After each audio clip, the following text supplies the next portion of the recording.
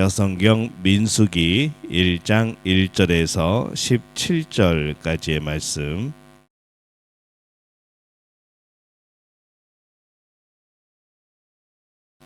함께 봉독하겠습니다.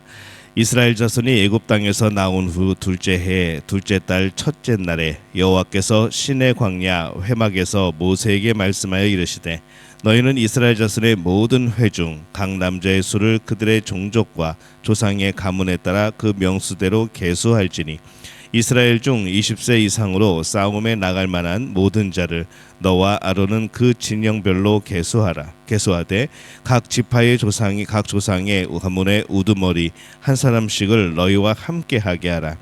너희와 함께 설 사람들의 이름은 이러하니, 루벤 지파에서는 스데올의 아들 엘리술이요, 시몬 지파에서는 수리사떼의 아들 슬루미엘이요, 유다 지파에서는 암미나답의 아들 나손이요, 이사갈 지파에서는 수알의 아들 느다넬이요, 스불론 지파에서는 헬론의 아들 엘리압이요, 요셉의 자손들 중 에브라임 지파에서는 암미후스의 아들 엘리사마요, 므낫세 지파에서는 부다술의 아들 가말리엘이요, 베냐민 지파에서는 기드오니의 아들 아비단이요, 단 지파에서는 암미사떼의 아들 아히에셀이요, 아셀 지파에서는 오그란의 아들 바기엘이요, 갓 지파에서는 드우엘의 아들 엘리아삽이요, 납달리 지파에서는 에난의 아들 아히라인이라 하시니, 그들은 회중에서 부름을 받은 자요 그 조상 지파의 지휘관으로서 이스라엘 종족들의 우두머리라.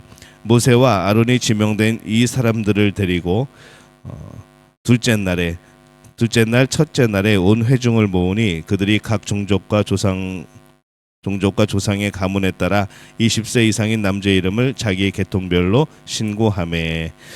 우리 여기까지 함께 읽겠습니다. 할렐루야. 하나님의 은혜가 오늘 새벽에 하루의 첫 시간을 주 앞에 드리는 우리 믿음의 가족들에게 함께 하시기를 예수님의 이름으로 축원합니다. 오늘 민수기 이제 말씀 우리가 함께 말씀을 묵상하고 나누려고 합니다. 민수기는 처음에 시작하자마자 백성을 계수하는 모습으로 시작을 합니다. 인구 조사를 하죠. 어려운 이름들이 등장을 합니다.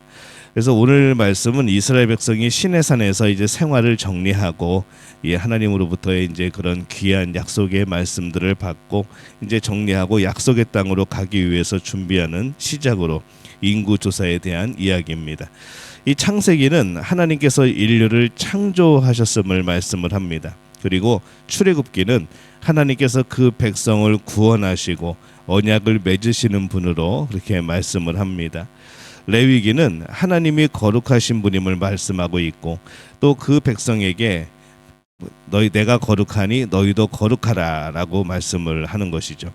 근데 이 민수기는 하나님께서 역사의 주인이고, 그리고 그 백성에게 삶의 현장에서 순종할 것을 말씀을 하고 있습니다.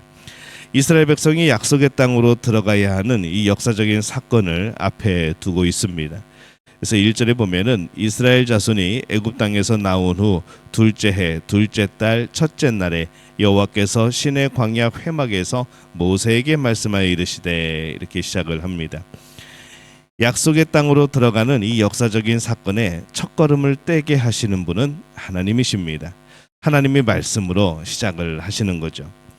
이 하나님은 먼저 이스라엘의 인구의 숫자를 조사하게 하셨습니다. 그래서 2절과 3절에 보면은, 너희는 이스라엘 자손의 모든 회 중 각 남자의 수를 그들의 종족과 조상의 가문에 따라 그 명수대로 계수할지니, 이스라엘 중 20세 이상으로 싸움에 나갈 만한 모든 자를 너와 아론은 그 진영별로 계수하되, 이렇게 되어 있습니다. 이 하나님께서 이스라엘에 인구 조사를 하게 한 것이 이제 이번이 두 번째입니다. 첫 번째는 이 출애굽기 30장에 보면은 이 성막을 짓기 위해서 세금을 내도록 하기 위하여서, 또 헌신된 사람들을 계수하기 위하여서 인구 조사를 했습니다. 그리고 이제 전쟁을 위해서 인구 조사를 하라라고 말씀을 하는 거죠. 성막을 짓는데 세금을 내고 전쟁을 하는데 하나님의 백성으로 참여하는 것, 이 어떤 이제 해석은 이것이 굉장히 착취 아니냐라고 생각할 수 있지만은, 우리가 이 하나님의 일을 감당한다는 것, 하나님의 일에 동참한다는 것은 굉장히 복된 일입니다. 그것이 그냥 모든 것을 쏟아내고 끝나는 것이 아니라 결국 그 쏟아냄은, 그렇게 하나님께 드림은, 그렇게 전쟁에 참여할 수 있는 그런 또 대상이 되어짐은 바로 하나님과 동행하는 삶의 일부분이고, 또한 그것을 통하여서 결국 지켜지고 결국 복받게 되어지고 결국 생존하게 되어지는 것은 바로 이 백성들이라는 것이죠. 이 하나님의 동역자가 되어지는 겁니다. 하나님은 역사의 주인입니다. 자신이 만드시는 역사에 참여할 그 백성을 한 사람까지 정확하게 계수를 하시는 거죠. 그래서 이 한 사람 한 사람이 모두 하나님의 일에 빠질 수 없고 빠져서도 안 되는 한 사람으로서 귀하게 부르고 계십니다. 그래서 이 하나님의 군사가 되어지는 것, 하나님의 일의 한 부분이 되어지는 것, 하나님과 동행하며 동역하며 우리가 인생을 살아가는 것, 이것이 얼마나 큰 은혜이고 감사함인지 오늘 우리가 다시 한번 깨달아야 될 줄로 믿습니다. 오늘날 우리도 하나님이 계수하시는 하나님의 군사, 하나님의 일에 참여하는 사람이 되어야 될 줄로 믿습니다. 그것은 우리를 계수하시는 하나님이 모든 역사의 주인 되신다는 것을 알고 고백할 때 가능한 것이죠. 하나님은 역사의 주인입니다. 세상사와 교회사, 그리고 내 자신의 개인사에서도 여전히 하나님이 주인인 것이죠. 우리의 역사에 하나님이 주인으로 늘 고백해야 됩니다. 우리가 참여하고 있는 역사에 하나님의 좋은 군사가 되어서 살아가는 우리는 복된 믿음의 가족들이 되어지시기를 예수님의 이름으로 축원합니다. 이스라엘 백성이 약속의 땅으로 전쟁하러 이제 가게 됩니다. 전쟁할 때는 한 사람이라도 아쉽죠. 어떤 사람이 그런 얘기합니다.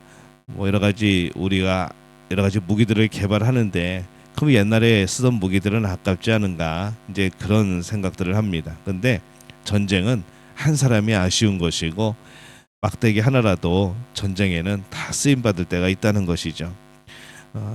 무기가 오래되었던 최신식이든 상관없이 막대기 하나라도 무기가 되어지는 것, 그게 전쟁입니다. 그런데 이 레위인은 계수하지 않습니다. 48절에서 49절 오늘 읽지 않았지만 말씀에 보면은, 이는 여호와께서 모세에게 말씀하여 이르시되 너는 레위 지파만은 계수하지 말며 그들을 이스라엘 자손 계수 중에 넣지 말고, 이렇게 말씀을 합니다. 왜 레위인은 계수하지 않았을까 생각해 보면은 그들도 사실 한 지파를 이루고 있었기 때문에 거의 전체의 13분의 1에 해당하는 많은 부분을 차지하는 사람들입니다. 근데 그들은 계수하지 않습니다. 50절에 보면은 그들에게 증거의 성막과 그 모든 기구와 그 모든 부속품을 관리하게 하라. 그들은 그 성막과 그 모든 기구를 운반하며 거기서 봉사하며 성막 주위에 진을 칠지며, 이렇게 말씀을 하죠. 레위인들은 전쟁보다 더 중요한 일들을 했습니다. 그것은 모두 성막과 관련된 일이었습니다.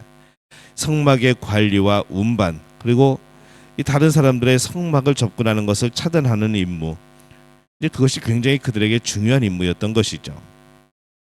왜 그게 그렇게 중요했을까? 바로 이 모든 역사를 이루어 가시는 하나님이 그 주인이기 때문에 그렇습니다. 이 두 번째 단락을 보면은 레위인에 대한 말씀이 나옵니다. 여기서 이 레위인에 대해서 말씀하는 것은 성막이 중요하기 때문인 거죠.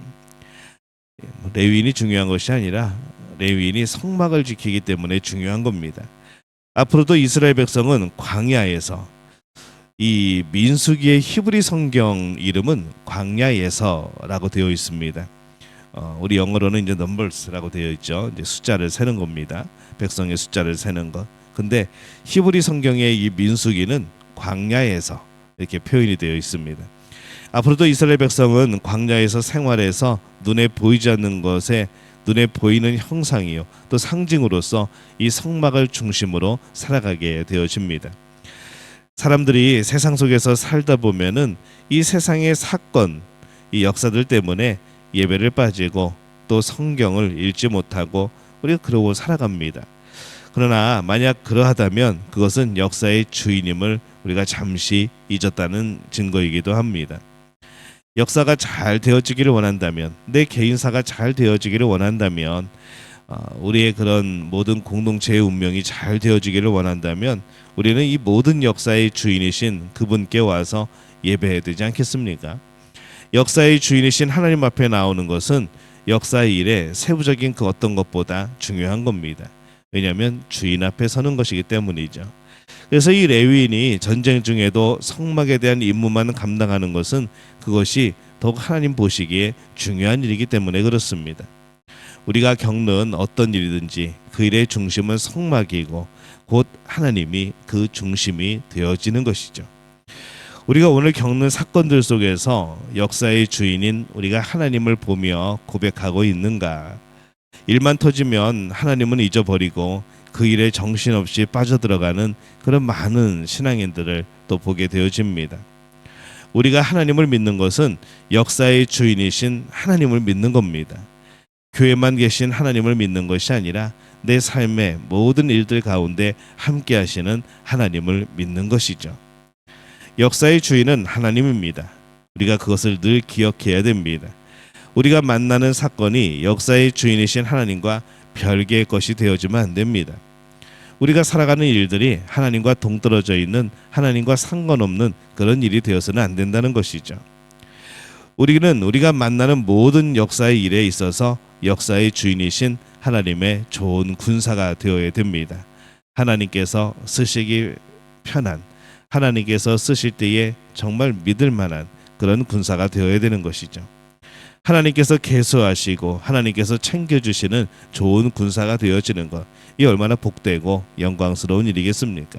그러기 위해서 무엇보다도 항상 우리의 모든 것에, 우리의 모든 역사의 주인이신 하나님을 기억하고 우리가 하나님을 중심으로 살아가는 것이 참 중요한 것임을 오늘 깨닫게 되어집니다.